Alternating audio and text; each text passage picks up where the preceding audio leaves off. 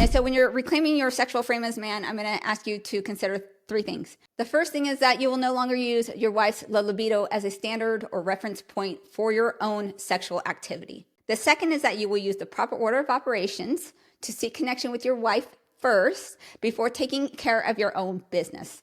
If she's not physically present, you can bypass this step unless she's going to be home shortly, because you don't want to ruin dinner by snacking, if you know what I mean.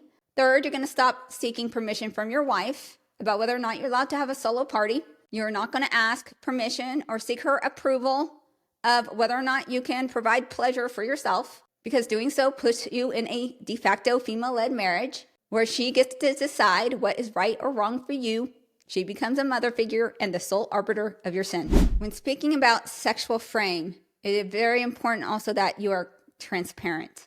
Being a properly framed man means that you must be self-validated, answering only to yourself and to God, which means that you are not going to hide the fact that you periodically choose to take care of your own business from your wife. I mean, you don't have to wave it in their face. Hey, babe, look what I did today. You don't need to do that.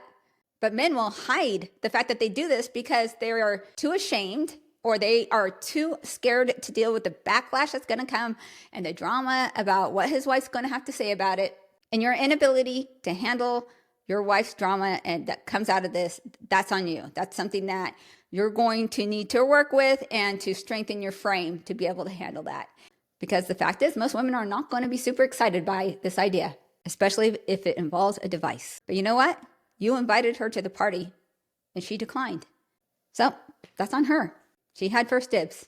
And if it really did bother her, as much as she says that it does, then she will know that she's going to have to step it up next time. And she knows ahead of time that this is how your decision-making process is going to happen.